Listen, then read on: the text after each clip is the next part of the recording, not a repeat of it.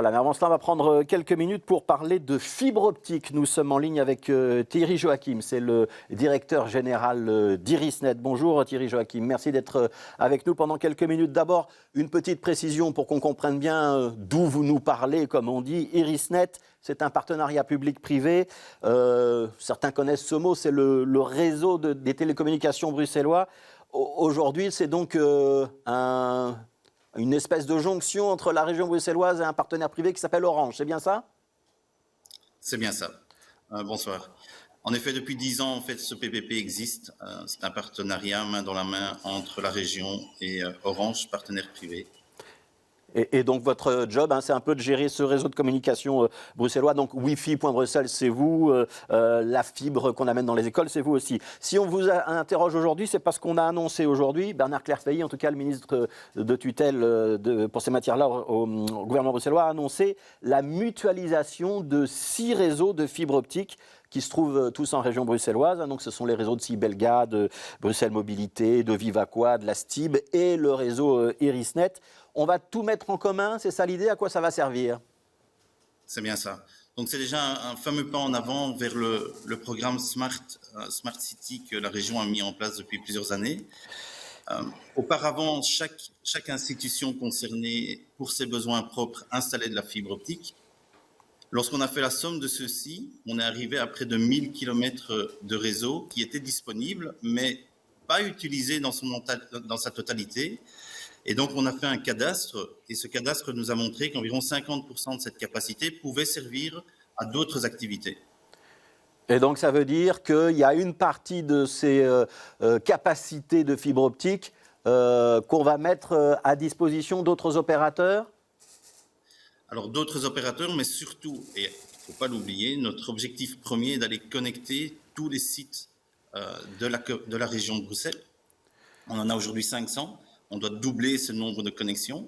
Et donc, en ayant plus de capillarité de réseau, on va pouvoir accélérer. Ça, c'est la première chose. Le gros avantage, c'est que c'est beaucoup plus rapide à déployer. Souffler une fibre dans un tuyau existant, c'est beaucoup plus facile que d'ouvrir des trottoirs et de placer un nouveau réseau. Donc ça, c'est notre métier premier. Mais il est vrai que si d'autres opérateurs sont intéressés d'aller connecter des sites pour leur propre business, ils pourront s'adresser à Irisnet, qui aura la gestion commerciale de cette infrastructure. Et si on peut leur répondre, on leur montrera le cadastre et on pourra leur offrir le service. Ouais. Qu'on comprenne bien, ça veut dire qu'aujourd'hui, il y a par exemple un réseau de la STIB, ça on comprend bien, qui a dû raccorder un certain nombre de ces sites. Il y a un autre réseau pour Vivaqua par exemple. Tout ça est mis en commun. Quand vous dites qu'on peut souffler une fibre, ça veut dire qu'on ne va plus ouvrir tous nos trottoirs, on va profiter des travaux déjà existants et on va mutualiser en quelque sorte, ces gros tuyaux, je parle un peu simplement. Il y a combien de kilomètres de fibres qui sont installés aujourd'hui et que vous allez comme ça pouvoir mutualiser? Donc, ce qu'on reprend, l'existant est d'environ de 1000 km, tout confondu. Chaque fibre est en fait installée dans des gros tuyaux qui nous permettent à l'avenir de souffler davantage de fibres et donc de ne plus ouvrir.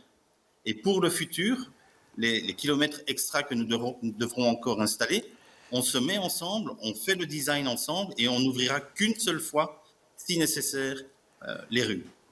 Ouais. Donc on comprend bien l'intérêt. À quoi ça sert cette fibre optique, monsieur Joachim? Parce que, on voit bien qu'on a Internet à la maison, on sait qu'il y a des publicités qui nous annoncent la fibre, ça va vraiment être plus rapide. C'est pour les particuliers, cette mutualisation, ou c'est plutôt pour les administrations et les clients professionnels, on va dire ça comme ça? Alors directement, c'est pour les professionnels et les institutions publiques qui désirent en fait digitaliser leurs services. De manière indirecte, c'est évidemment pour le citoyen, puisqu'on voit que ces 3 dernières années, le taux d'utilisation de la digitalisation offerte par les institutions publiques ne fait qu'augmenter chez le citoyen bruxellois. Donc, il a cette habitude d'aller voir sur les sites l'accessibilité aux services des institutions. Et sans un réseau, ce serait juste pas possible.